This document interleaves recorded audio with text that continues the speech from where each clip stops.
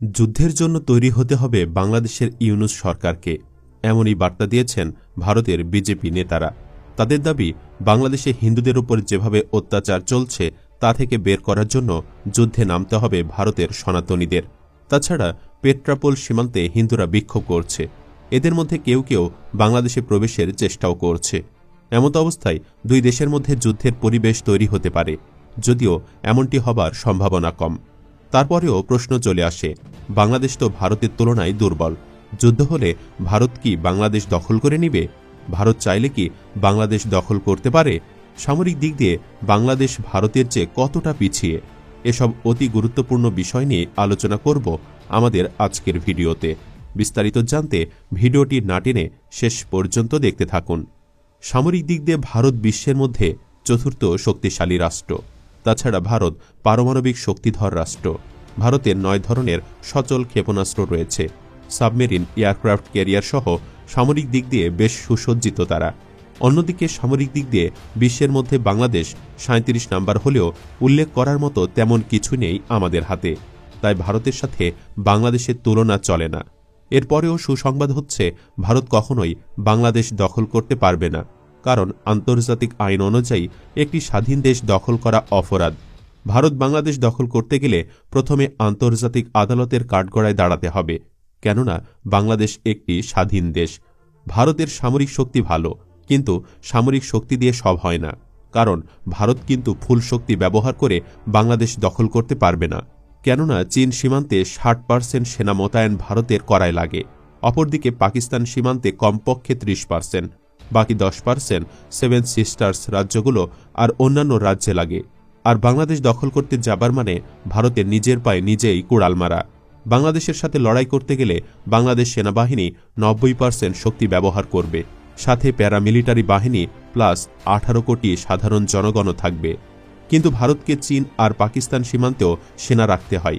ভারত যদি বাংলাদেশে all out attack করে, তখন এই সুযোগে পাকিস্তান কাশ্মীর দখলের সুযোগ নেবে, চীন ও অরুণাচল দখল করবে। অন্যান্য দিকে 7 সিস্টার্স রাজ্যগুলোর স্বাধীনতাকামীরাও নিজেদের স্বাধীন করার জন্য সর্বশক্তি প্রয়োগ করবে। তাছাড়া আসাম, মেঘালয়, মিজোরাম দিয়ে ভারত আক্রমণ করতেও পারবে না, কেননা এসব রাজ্য পাহাড় অনন্য বেষ্টিত। শুধু পশ্চিমবঙ্গ দিয়ে আক্রমণ করতে পারবে। আর ভারতীয় ট্যাঙ্কগুলো বাংলাদেশের মাটিতে উপযুক্ত না।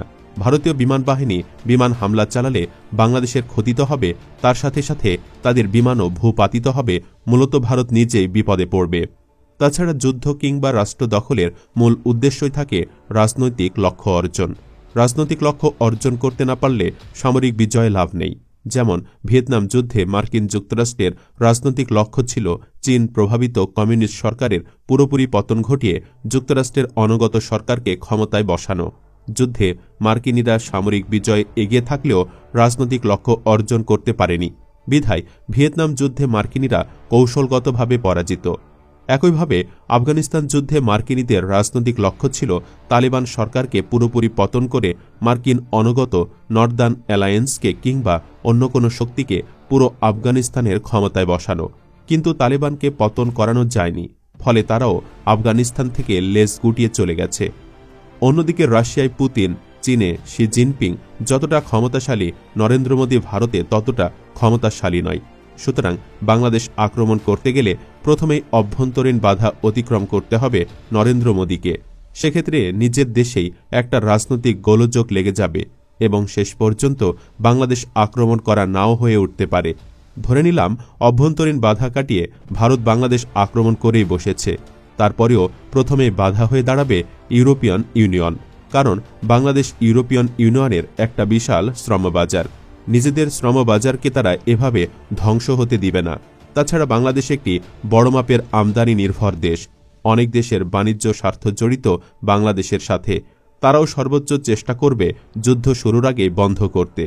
আজকে রাত 12টায় বাংলাদেশ আক্রমণ করলে দুপুর 12টার আগেই পাকিস্তান সহ অন্যান্য মুসলিম কান্ট্রি তীব্র প্রতিক্রিয়া জানাবে। পাকিস্তানের সরকারের সাথে বাংলাদেশ নতুন সরকারের কূটনৈতিক সম্পর্ক ভালো হয়েছে, ফলে পাকিস্তানের জনগণের চাপে সেদেশের সরকার প্রতিক্রিয়া ও সর্বাত্মক প্রতিরোধের চেষ্টা করতে বাধ্য হবে। অন্যান্য মুসলিম দেশগুলো সমান প্রতিক্রিয়া ও সর্বাত্মক প্রতিরোধের চেষ্টা করবে, কিন্তু পাকিস্তানের কথা আগে বললাম, কারণ এমনিতেই ভারতের সাথে তাদের সম্পর্ক ভালো নেই। ধর্মীয় দিকটা বাদই দিলাম, ভারত বাংলাদেশ আক্রমণ করলে চীন ও চীনা বলয়ের দেশগুলো বাংলাদেশে ভারতের বিরুদ্ধে ছায়া যুদ্ধে লিপ্ত হবে। পাশাপাশি রাশিয়া তো আছে। দেশ দুটি বাংলাদেশের কাছে কয়েক শত বিলিয়ন ডলার অর্থ পাবে। পাকিস্তানের সরকার ভারতের বিরুদ্ধে যুদ্ধ ঘোষণা না করলেও পাকিস্তানের অনেক তথাকথিত জঙ্গি গোষ্ঠী ব্যাপকভাবে ভারতের অভ্যন্তরে হামলা শুরু করবে।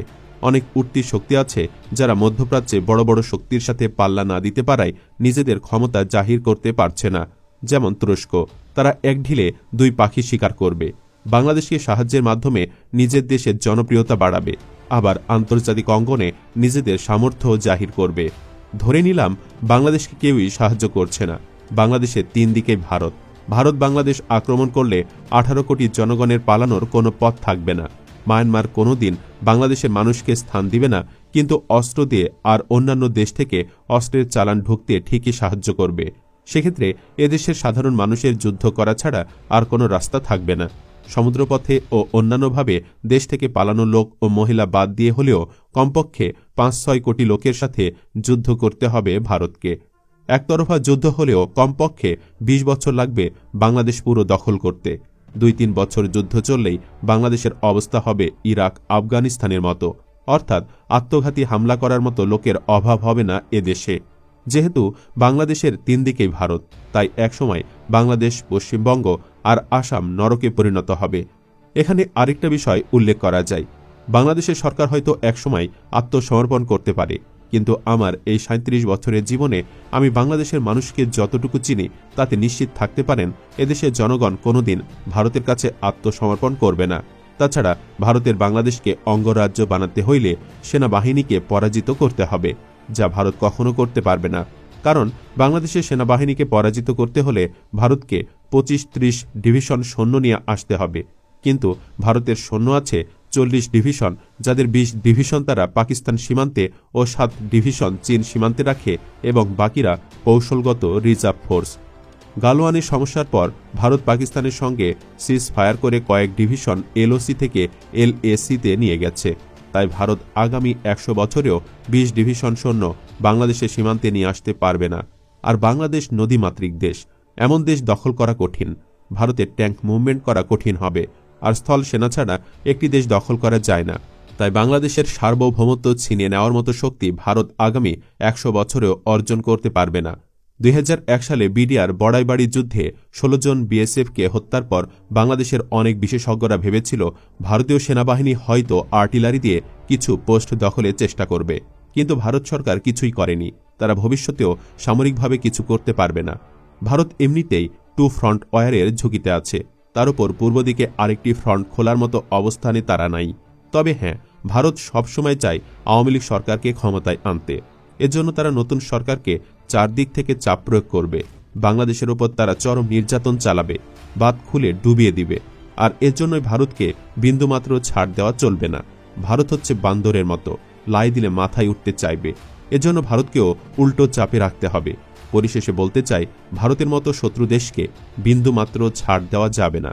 সুপ্রিয় দর্শক, আপনি ভারতকে ঘৃণা করেন কিনা কমেন্ট বক্সে জানিয়ে দিন আপনার মতামত, আর অবশ্যই ভিডিওটি লাইক ও শেয়ার করুন। ধন্যবাদ।